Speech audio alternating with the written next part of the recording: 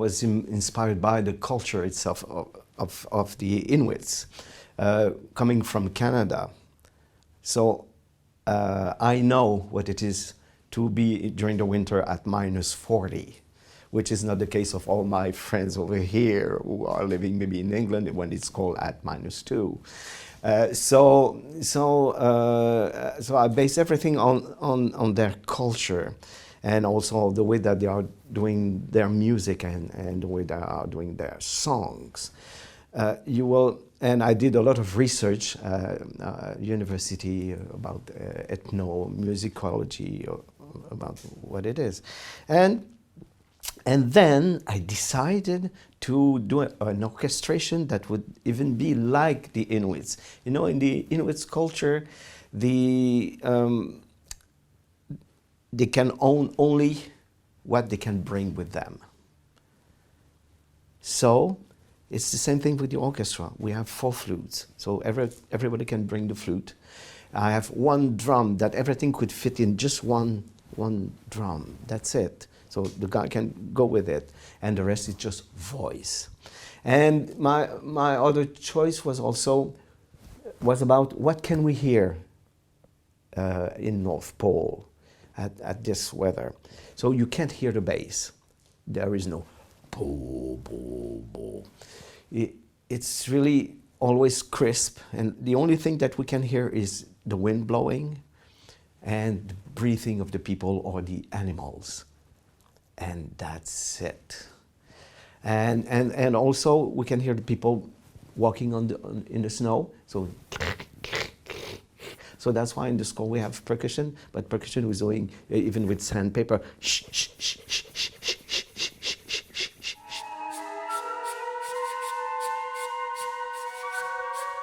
Like this. But that's it. It's just breathing. And what I like about Nanook, the film by itself, it's a celebration of life, celebration of the joy, the pure joy of being alive, whatever the mean that you use, and whatever people will think even today of people eating raw meat, even still warm, because there is nothing else to eat. But they are pure joy of being alive. And so I thought my score to be very joyful and peaceful, and also, of course, the use of the throat singers is very, very important, because in fact all the music is based on their way to sing. So basically they are one is doing one thing and the other is always responding, and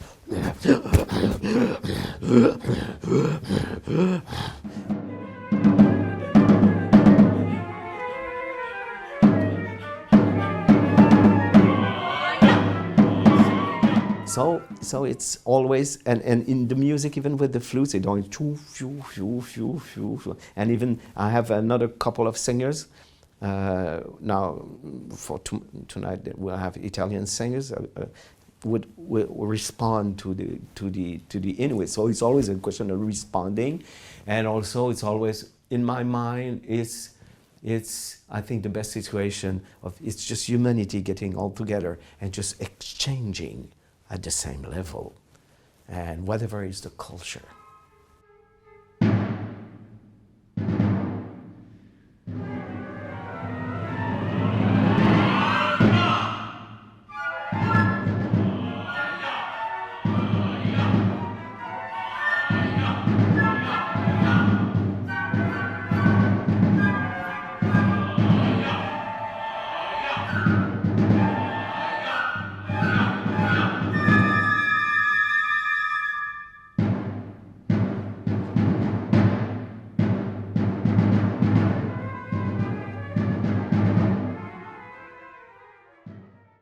You know, the score, I wrote it 20 years ago.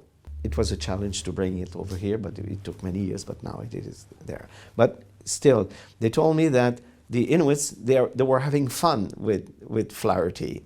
And even in the film, you know, they are constructing the igloo, and then they have some scenes inside the igloo, but they had to construct an igloo and then cut it in half to have the sun to lighten them. When they are they are bringing a Morse, you know, a seal from the ice, and the guy is getting inside with the rope and he's sliding on the ice. In fact, it was one of the neighbors who was at the other end of the rope and was sliding, and everything was acted. But they had fun. They had so much fun doing it. Yeah, for them it was just a sort of recreation, and they reenact what it used to be. But even 100 years ago, they were not living anymore like this. You can see even a scene where there is the post, the British post, where they were selling the skin of bears, and it was already, you know, in wood, and they were aware of not electricity, but there were some gas and petrol already. They knew about that.